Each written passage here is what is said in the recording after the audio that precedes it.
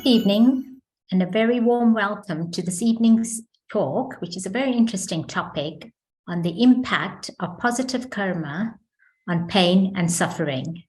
Welcome, Denise. Well, thank you very much, Nilima, and it's lovely to be with you all today. So this is an interesting subject with three words that I would like to go into the detail of, because people, I think, don't necessarily know very clearly. So the impact of positive karma, I want to talk about what is karma, and there is positive, negative, and neutral karma, three different kinds of karma. And I also want to talk about pain and suffering and how different those two are and the options that we have. So all of this is in the context of the study and practice of Raj Yoga meditation. And Raj Yoga is a system of thought and study that enables an individual to become the master of their mind, their understanding, their personality, their circumstances, and it can be studied in a very intense way or in a very simple way. It really is up to you. First of all, karma is kind of interpreted in a lot of different ways by different people in different cultural and religious contexts. But in Raj Yoga, karma is defined very specifically as, first of all, it's action. Karma means action, and any act that you do could be good or bad or neutral or a waste of time, or there are many different forms that it can take. And it could be an action like a deed. It could be a word, which could be a spoken word or a written word. It could be a thought, a feeling. So it can be from the most subtle to the most gross. And the law of karma is quite well known, and it is that every action that is performed produces an equal and opposite return. But it's in the interpretation of that there are a lot of variations. Now, in the introductory statements on the flyer, it says, pain is inevitable when there has been negative karma. So what kind of pain? There's many different kinds of pain. You can have physical pain, emotional pain, social pain, financial pain, psychological pain, spiritual pain, many different kinds of pain. And different people respond differently to pain. Some people can handle pain quite well, and some people cannot handle any pain at all. And then there are all kinds of different illnesses which can be painful on different levels. So the karma that you do also creates circumstances. And how you handle or respond to and deal with your circumstances is also an option. The difference between pain and suffering is, I think, quite interesting, because what is suffering? It's very personal. If someone is hurting you and you're suffering, that means that there's a lot more pain than there would be if you were not suffering. So the suffering part is very much up to the individual. So I always say that pain itself is mandatory. Sooner or later, there will be something that will give you pain. But suffering for that, or in the midst of that, around that, that is up to you. You have power over that, so you can decide if you're going to suffer or not. It's really possible. But many people, they don't really feel that there is any difference between pain and suffering. So it's all one thing, pain and suffering, like though it's actually two, but most people take it as just one thing. I think one aspect of suffering is that you are resisting the pain and you're not able to make it go away. So you're fighting with the pain. And pain is such a thing that the more you fight it, the more it will intensify. And so one of the things that I have felt about pain is that it is a messenger. And I think there's quite a lot of people who do also define pain like that, that it comes to you to let you know that there's something wrong. And so if you are against the pain, you're resisting the pain, you're doing everything you can to dull the pain, you take medication, all sorts of ways of avoiding dealing with the pain, only makes it scream louder because it has a job to do. It is a messenger and it has to let you know that there's something wrong. And so you need to pay attention when there's pain. Of course, pain is a product of negative karma. Sometimes people think that the reward and punishment for good and bad action is given to people by God. And so if you do various things for God, he will take away your pain and suffering. But it's really not like that. God has different work to do than deal with reward and punishment all the time. Rather, what we learn in Raj Yoga, which I think is really interesting, is that karma is a machinery. It's a law. It's not a man-made law. It's not even a God-made law. It's a law more like the laws of physics. They're just there. And they are to be discovered. It's very difficult to discover the law of karma adequately to work with it effectively.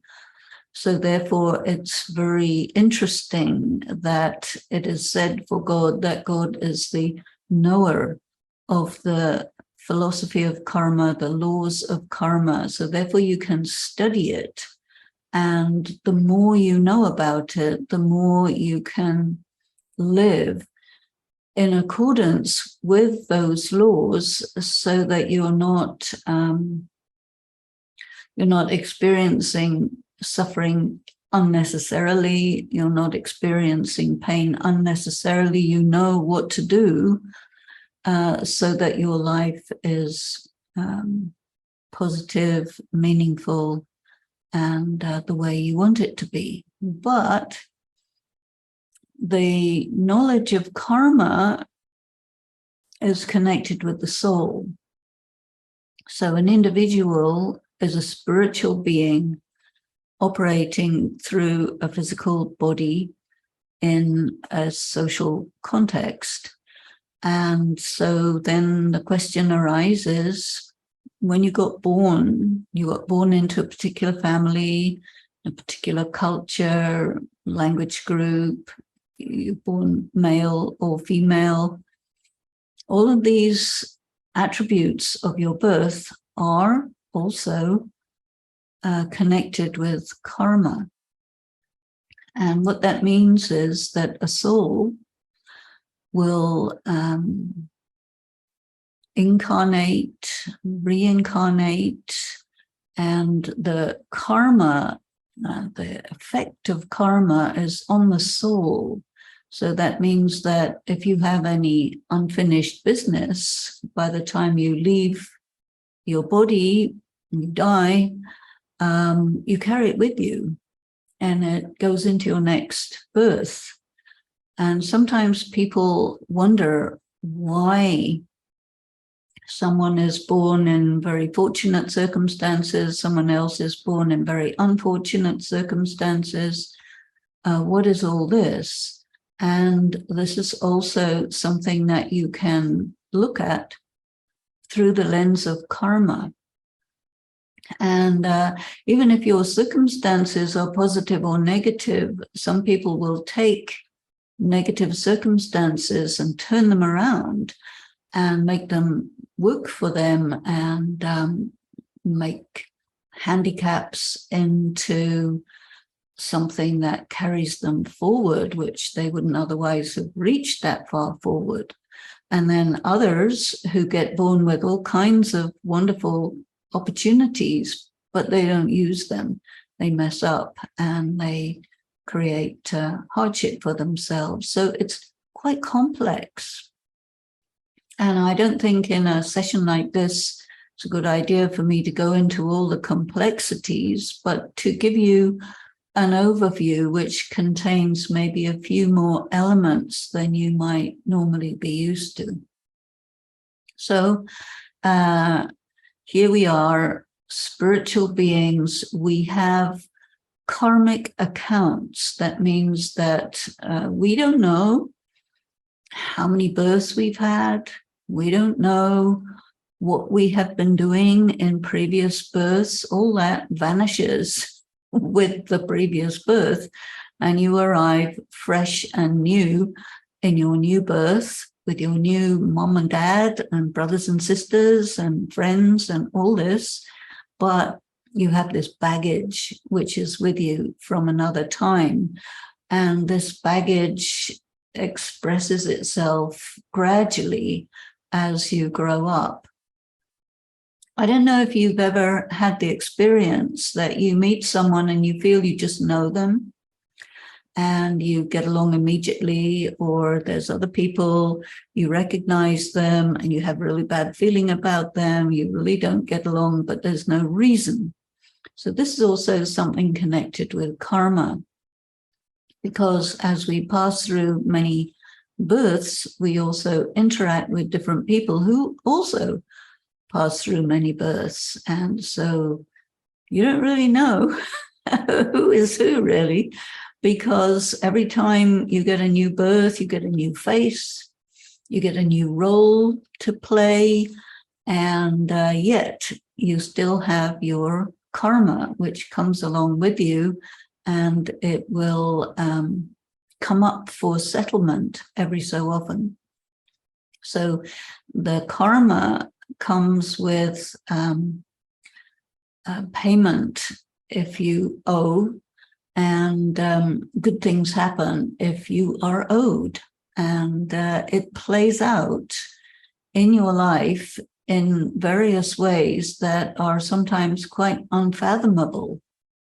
And so I think it's useful to have a working knowledge of the philosophy of karma so that you can recognize what's happening when something happens that's untoward and it doesn't seem fair or reasonable or just, but there it is, and you don't know why. Sometimes even people have an immediate reaction to circumstances and they say, what did I do to deserve this? It's interesting. And when you say that, just like that, it's an indication that you did something, but of course you don't know what.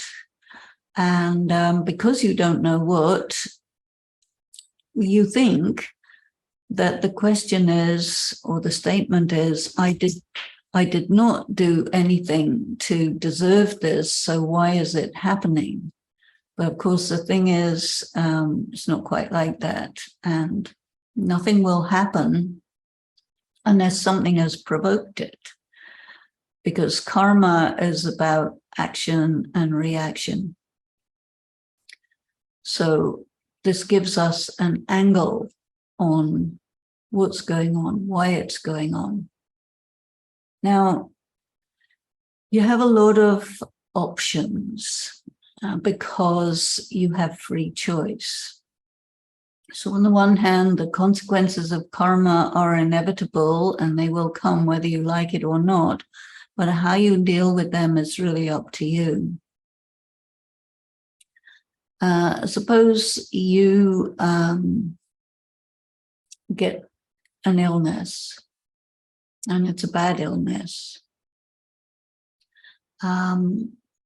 You may have very good medical treatment and you get through it very well. It goes away and wonderful.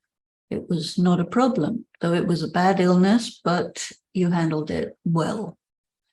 And part of handling it well is your attitude towards it, a little bit your circumstances. If you couldn't get good medical treatment, that would make a difference. So that's circumstantial. But if you feel and your attitude towards the illness is, I will make it, I will get through it, this is not a problem, I will do whatever is needed, and off we go. And this positive attitude really helps a great deal.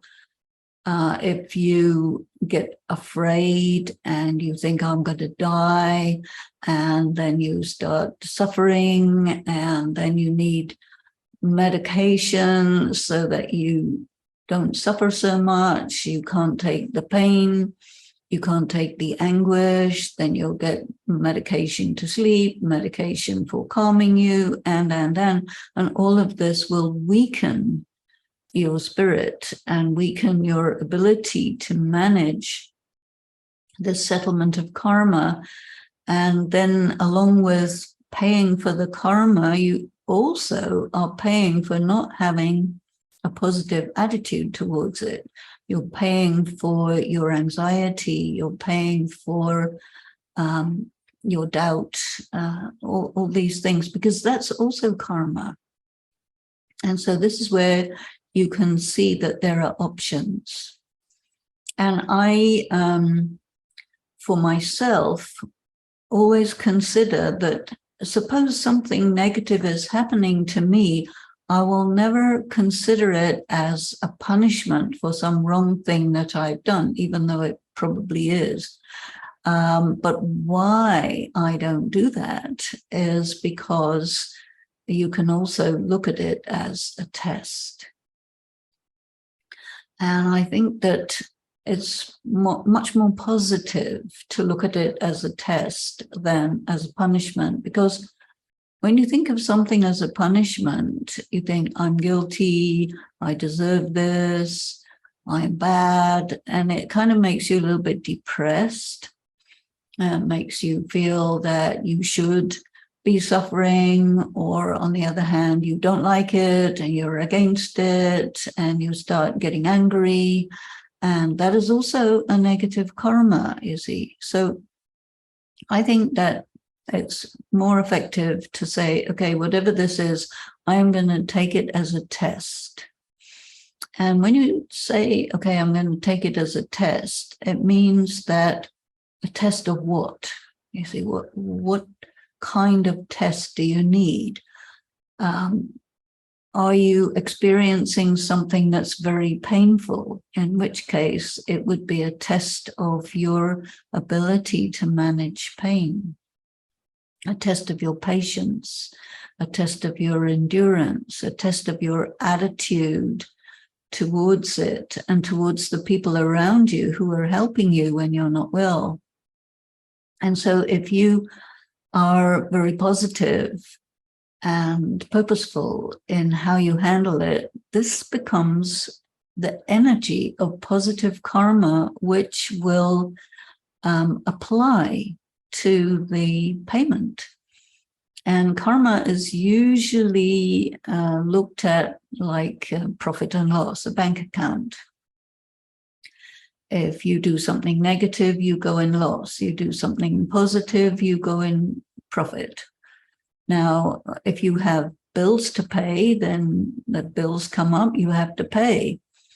And if you have a bill for £1,000 or euros or dollars, whatever it is, and you only have 500, you're in trouble because you can't pay.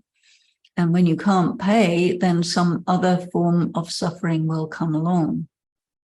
So what that means from the angle of a person who is living a life in the context of the philosophy of karma is you say, well, what I need to do is take a close look at my bank account and make sure that I'm in the black, because you never know, anytime something will come up for payment, and I need to make sure I have extra cash to handle any unexpected outlay that is needed.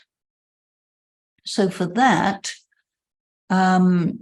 it's really looking at what do you do on a daily basis to make sure that you are accumulating karmic credit. And when you're getting any of these tests or karmic returns, you make sure that you are being as positive as possible so that you're getting anyway some extra credit right there.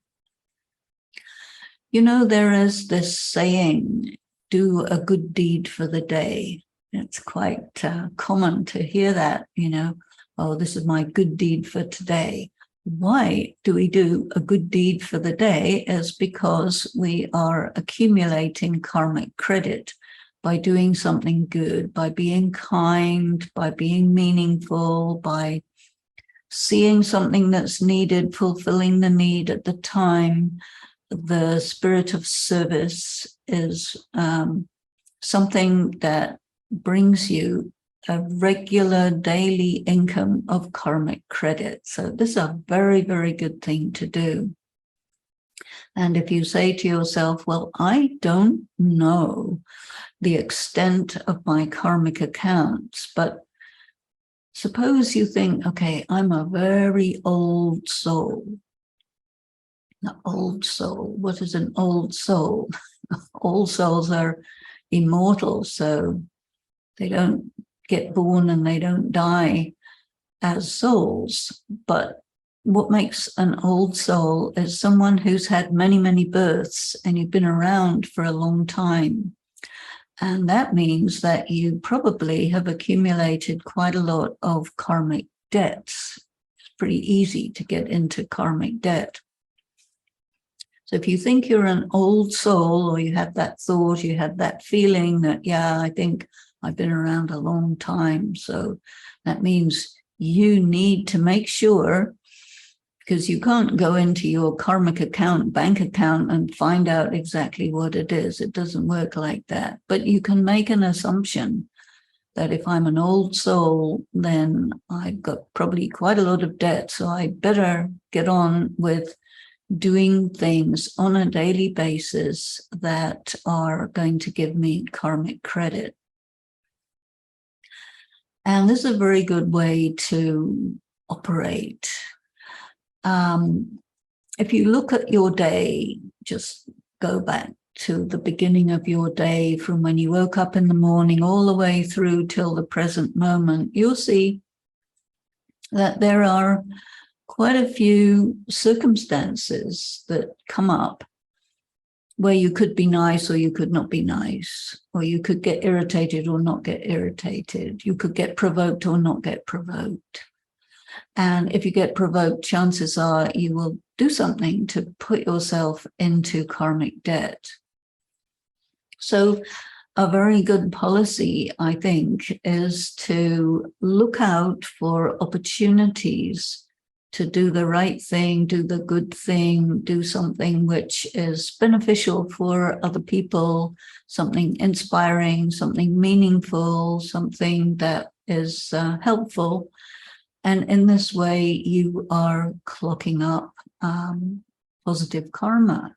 That means you're getting karmic credit. Are you smiling? Are you creating a nice atmosphere where you go? Are you acknowledging people? Are you gracious? Are you doing the little things that just make life a little bit better for everyone around you? Any single one of those things is going to earn you karmic credit. And it's not that you're doing it because you're greedy for karmic credit. It's not really quite like that, but it's more like you understand that you have an option to be a really positive person, and there's lots and lots of benefit, and there's no way that you can be doing benefit without getting credit for it. You may not be appreciated or acknowledged by other people. That is may happen, may not happen, but whatever it is that you do karmically, there will be karmic credit for the good things and debt for the bad things. And so moment by moment, circumstance by circumstance, as the scene changes in the drama of life, you have quite a lot of opportunities to express yourself in a really positive way and constantly accumulate karmic credit. And one thing that also happens, which I think a lot of people don't know about, but it's quite relevant here, that is that if you are a person who is always, being nice, being good, being helpful, being all the things that make a person like valuable, the response of other people to you when you're like that is they will send energy in your direction in the form of they feel good about you, blessings, they say good things about you. This also counts as karmic credit. So when you have a lot of people feeling good about you, you can ride on that energy of blessings. And this will also impact how you handle and how you experience the negative things when they come along. And it will allow you to get through them much more easily. So it's very, very good to not just only be busy accumulating good karma, but also be aware that, when other people feel really good about you, they will give you that energy. And that's a really nice thing. You do also have karma with God, oddly enough, but it is like that because God is not just a nice idea. God is not just an all-pervading energy that's all around. God is actually a being and an invisible, almost intangible being of light who is not a human, but nevertheless very important for humanity who doesn't really know who or what is this. But if you are someone who has love for God, there will be a karmic accumulation there because you will naturally feel gratitude. You will talk to God quite often. You will experience the company, the protection, and you will acknowledge that this is also karma. And so when you have a very good karmic connection with the Supreme Being, then also when there is a need, he's right there. And you can experience protection, help, advice, inspiration. Many of these things, they come because you have created a good karmic connection with the Supreme Being. So that is a very good thing to do. You also have karma with nature. One of the things that we're very aware about these days is climate change. And there are a lot of climate activists who make a big deal about trying to prevent others who are damaging the environment from doing that. And of course, we live in a culture where people don't really care about nature as they would if they understood something. But those who are very, very aware of the importance of nature, the balance in nature, they feel love for the planet, love for the elements of matter, love for the waters and the trees and the animals. This is a very, very big source of positive or negative karma.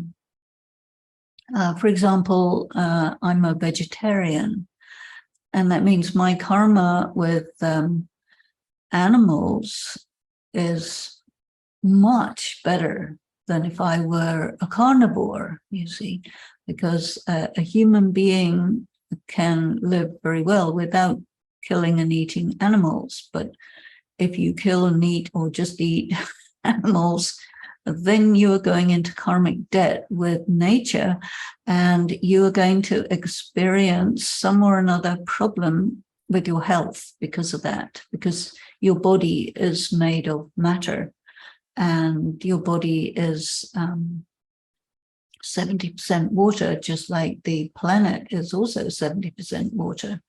And all the parts of your body correspond to the earth and all the component parts of the earth. So if you are violating nature, then there will be a comeback and there will be a karmic return.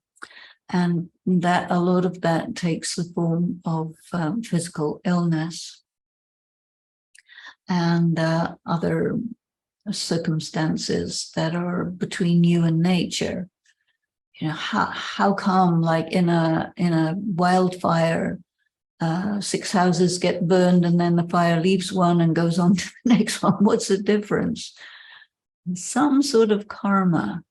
Very hard to say exactly what, but we can understand that there is a calculation that could be made if you knew all the information.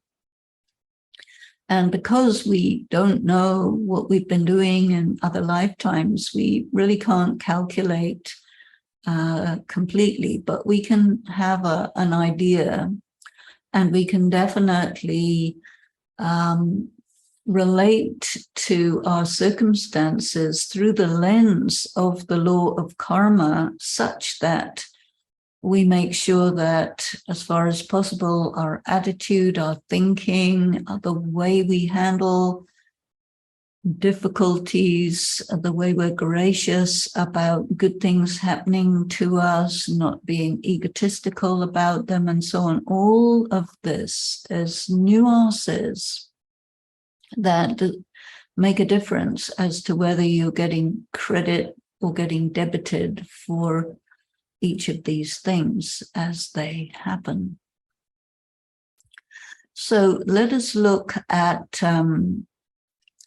what would be negative karma, because if you want to avoid doing negative karma, you need to know what negative karma is.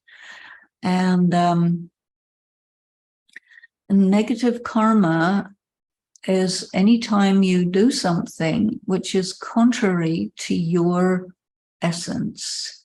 And so the essence of a person, the spiritual essence of a person, is you're basically pure, peaceful, powerful, loving, and blissful.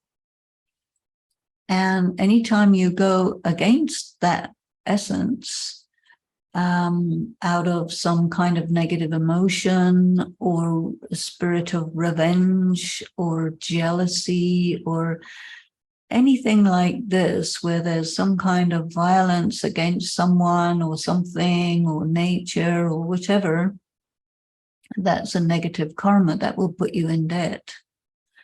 And in spiritual practice, we give a lot of importance to relationships. And relationships are good when the interaction is good, the karma is good, the words, the thoughts, the feelings, the interactions are good. Then everything is harmonious and smooth. But if one is, we have problems in this world of preconception or prejudice. People who are gender biased, race biased, religion biased, if any kind of bias on the basis of those things will make you behave in a way that is negative to someone because of their gender, their religion, their color, or anything like that. Now, you will pay heavily for that. That's a negative karma, because it means that you're blind and deaf consciously, and you are not interacting with the person as a person. You're interacting with the person as an object, and that's not right. So you will pay for that. And generally speaking, it is said in studies about karma that you can calculate exactly what you will pay by exactly what you did. And in that you have this expression, an eye for an eye, a tooth for a tooth. You must have heard about that. So that if you are, say, very critical about someone, or in social media, you put all sorts of hateful things, then sooner or later, the very same thing is going to come back to you and bite you. And that will happen. So you can understand that the kinds of negative things that are happening to you, if they do, take it as a test, no doubt, but also understand that if this particular negative thing is happening, it's also a painful message letting me know that, hey, self, I have done something like this, and this is biting me back and giving me back in kind what I must have done, and that's a message about the overall approach to life that we have, the tendencies, the personality traits, and especially the preconceptions and prejudices that we feel we have a right to maintain because whatever reason. But that's negative karma. And I think it's difficult for people who have been conditioned to be racist or conditioned to be gender biased because they believe that it's normal or they believe that it's right, but it's not. And so there, if you're sensitive, you may have a conflict between the social morality that you grew up with and your conscience. And the conscience will say, no, this is not right. And the social morality will say, well, this is what we do in this family. So you better get with the program, because if you don't, you're going to pay the price. And that's also a very interesting thing. If you follow your conscience, it causes other people to look bad, and they really don't like it. So they will themselves take retribution for you making them look bad. And there is where you need to have tolerance, need to be able to take the pain, take the humiliation, whatever it is they do to you, because overall, you're better off to follow the voice of conscience. In many cases, you have to make some compromises. So you have to figure out how you're going to do this, what kind of compromise you'll make, because there are many things to take into consideration. I really would not suggest being black and white about everything, because that also causes problems. Things are not quite that straightforward. And there are many attributes, many aspects to a situation that you cannot know about, because they may be hidden, they may be something to do with past lives, they may be something to do with just stuff that you don't know about. There may be games going on, all sorts of things are happening. So it's really very good in terms of karma to have a good intuition. This is in a way connected with honesty. If you are clear with yourself, you act according to your conscience, you will also get more circumstantial indications that are like guidance, a very subtle kind of guidance, where you may feel, I have to say nothing at this time. At this time, I have to say something. Or I have to be diplomatic. I have to be clear. I have to call a spade a spade. Whatever is the right thing to do at that moment with that intensity, this is something that your intuition begins to let you know when you are a person who is very focused on living in a manner that is full of integrity, clarity, honesty, respect, etc., etc. All those good virtues, they need to really be coming into play here. So then you're clocking up, you see lots and lots of different varieties of karmic credit. You're avoiding going into karmic debt very conscientiously because you're aware of the importance of this, and you pay attention. And then when bad things happen, you will find that you have a natural available strength by which you can manage them, you can get through it easily, you get help when you need it, you get all sorts of bad things that could have happened don't happen, or even if some bad thing happens, it turns around and becomes a good thing. All sorts of little things like that do start to happen when you really live with attention on the philosophy of karma.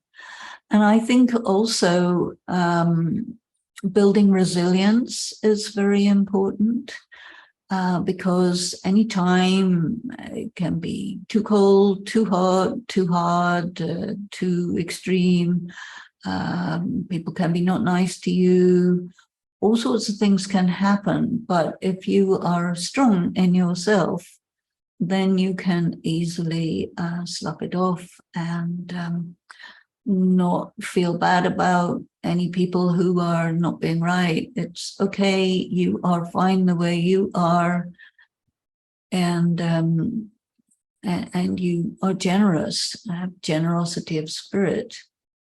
And then I think life will be very kind to you. And even when you experience very big challenges, they are, as I say, I take it as a test, but also the reason why they're there is to make you strong and to make you experienced. So you embrace these challenges as they come, because you know why they're there, not to punish you, not to make you suffer, but to develop your powers of endurance, your flexibility, all kinds of good characteristics come out of bad situations. And this is why there is this saying that, if you want really good roses, you have to put them in manure. They just take that fertilizer and create beautiful fragrance out of it. So these little sayings are good to remember because there's a lot of truth in them. So I will stop now. I will just take a pause here for some meditation.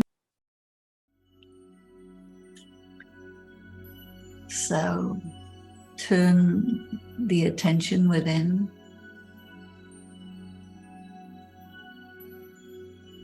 Think of yourself as this pure being of light, spiritual being. You're essentially beautiful, loving, really strong, generous, happy. That's your essence. That's who you are.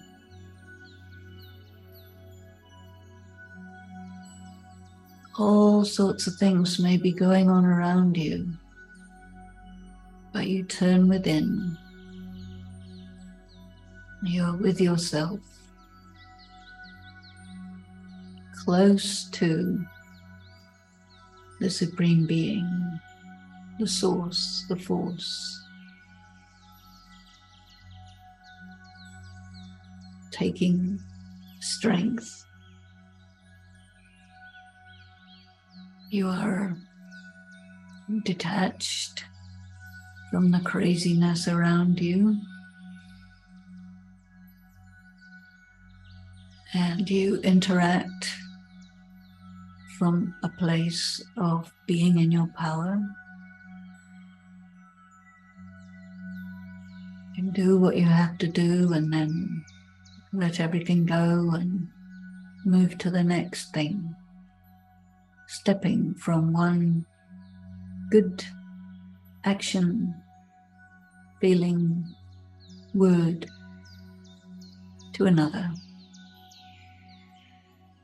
Sometimes staying quiet, but feeling good about everything and everyone. Let it be.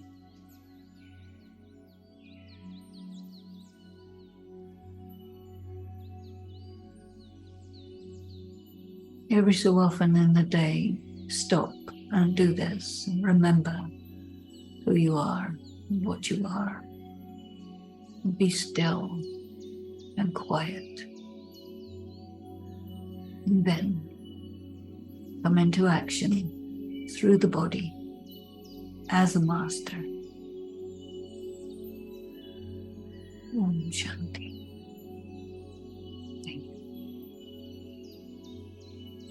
Thank you, Sister Denise. That was really informative and lots to think about. And thank you, Sister Denise, for giving your valuable time to us and giving us a lot of inspiration, but a lot to think about. There's quite a few points that came up on karma, which I wasn't aware of, like our karma with God, our karma with nature. That's not something I've really ever thought about that deeply. So thank you very much, and hopefully we'll be able to see you again soon. Thank you very much. And likewise, I've enjoyed it very much. And it's been my pleasure to spend the time with you, Nilima, and everyone else. Thank you so much.